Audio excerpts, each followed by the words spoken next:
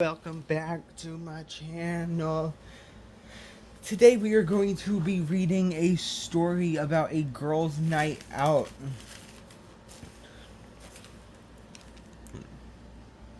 So let's just get into it. Isabella and Chloe were two typical American teenage girls. After school, they spent all their time together watching scary movies, having sleepovers, shopping for new clothes. They liked partying, keeping up with their friends, having fun, and just enjoying life. They had no way of knowing the horrible fate that life had in store for them. One day, Isabella and Chloe decided to have a girls' night out. They planned to sneak out to a nightclub as soon as their parents went to sleep, which you should never. Guys, don't sneak out. I don't care how much you want to, please don't. Isabella kissed her parents goodnight and went upstairs to bed. When she thought that everyone had gone to sleep, she took out her cell phone, called her friend Chloe, and told her to meet her at the store down the street. Chloe agreed and hung up.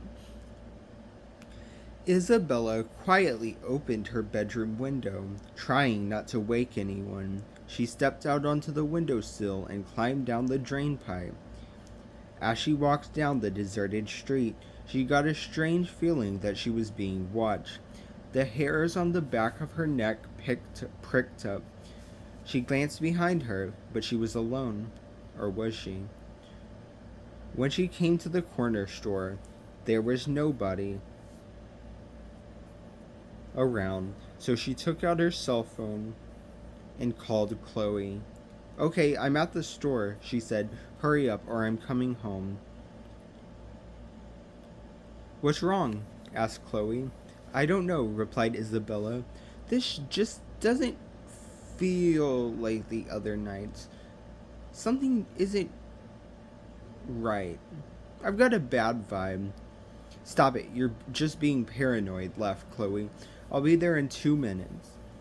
Isabella hung up the phone, but she couldn't shake the feeling that someone or something was watching her. 5 minutes later, Chloe turned up and the two girls walked together to the nightclub. The girls were too young to get into the club, but the bouncers never asked them for ID. They strolled inside, and pretty soon they were dancing to the music and flirting with guys on the dance floor.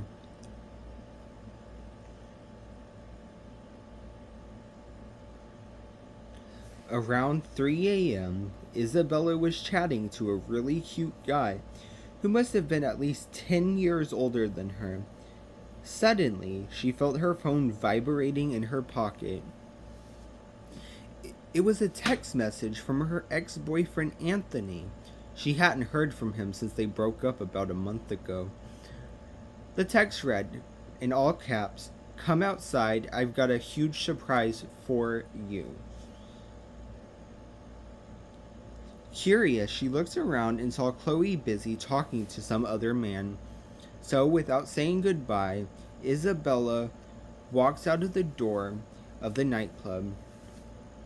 She had just taken a few steps when she received another text message. It read, "Meet you around the corner over by the dumpster," in all caps. The street was dimly lit and deserted. Isabella had a bad feeling in the pit of her stomach. Something didn't feel right. But she told herself she was just being overcautious. Inside the nightclub, Chloe was looking for her friend. After waiting for 15 minutes, she began to grow impatient. She scanned the dance floor, but there was no sign of Isabella. She even checked the toilets, but they were empty. At 3:27 a.m., a relieved Chloe got a text from Isabella.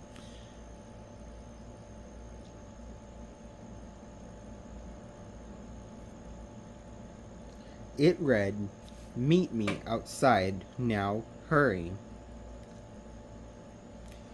When Chloe got outside, she received another text. I'm around the corner over by the dumpster. Come watch me sparkle. Chloe followed the directions, crossing the dark and lonely street. When she rounded the corner, she was confronted by a horrific sight. Her heart almost froze in her chest. Isabella was hanging upside down from a streetlight in the parking lot behind the dumpster. Sparkling Christmas tree lights were wrapped around her ankles. There was a large pool of blood below her. Her body was completely stripped of clothing, revealing deep wounds along her stomach and chest. Chloe fell to the ground and began screaming hysterically. Some people who were standing at the door of the nightclub heard her cries and came rushing over. When they turned the corner and saw Isabella's bloody corpse hanging in front of them, they were horrified. The police were called and they questioned Chloe for hours. Still in a state of hysteria, she could barely talk. Sobbing uncontrollably, she told him how she and Isabella had sneaked out that night and gone to a nightclub together. She tried to remember all of the guys they had flirted with on the dance floors. They asked her if she knew of anyone who would want to harm Isabella, but she couldn't think of anyone. As much as she wanted to catch Isabella's killer, she was of no help to the investigation. During the interrogation, one of the cops produced a plastic bag and took out a blood-stained envelope. We found this lodged in your friend's throat. It's addressed to you, she said the cop as he handed her the envelope. Chloe was scrawled across the front. With trembling hands, she took out the piece of paper inside and read it. The letter read, Maybe if you've stayed in bed like you were supposed to, things like this wouldn't happen. Don't go sneaking around at night. Bad things can happen. The cops had to grab her before she fainted. An ambulance took Chloe to the hospital and she was treated for shock. When Chloe returned home the next day, she was still shaken. Her parents told her that Isabella's ex-boyfriend Anthony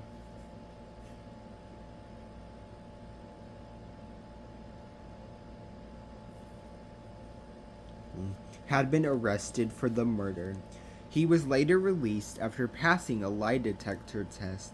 He claimed his phone had been stolen on the day of the murder. The police didn't rule him out as a suspect in the case. They didn't have enough evidence to charge him.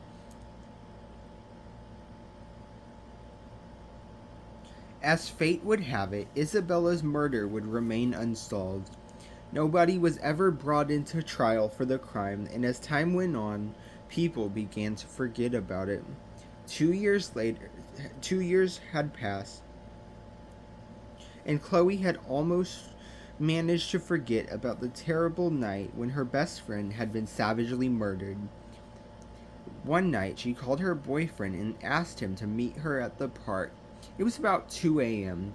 She began to walk to the park, but felt a strange presence, just like the one Isabella had told her about.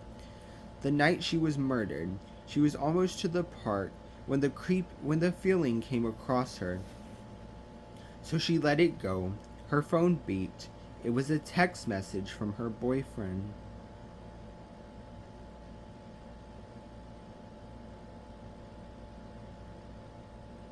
Almost there. Love you lots. It made her feel better. Her last task was to pass by the store.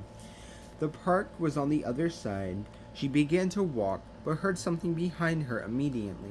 She began to run. Her boyfriend got to the park and waited for about 15 minutes. At 2:35 a.m., he got a text from Chloe. It read, "Keep walking forward and you will see me." He did as the text suggested and walked forward. There, hanging upside down from a tree, was the body of Chloe. Christmas tree lights were wrapped around her ankles, and she was completely and covered in. He called the police and was interrogated all night. The next day, when Chloe's boyfriend got home, there was a letter of waiting for him on his parents' doorstep. It was stained with small drops of blood. The note inside read, "Don't go sneaking around at night. Bad things can happen. I wish I could tell you that the murders of Isabella and Chloe were solved. That's just not the case. Today, the police say the investigation is still ongoing, but they have no new leads. The murders are seldom spoken about nowadays. They were high-profile cases at the time, but due to the strange lack of evidence, people soon forgot about them. Everyone who was involved went on with their lives."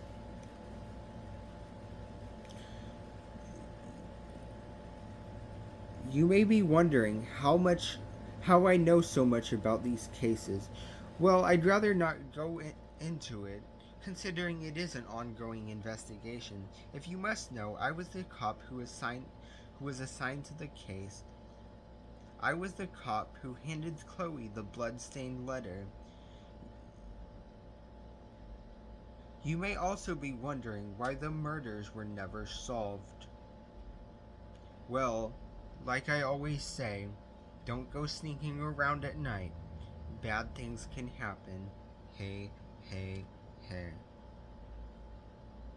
And that is how the story ends. And if you didn't catch it there, he did it. He did it. He literally did it. Nobody, no crime. Nobody, no crime them.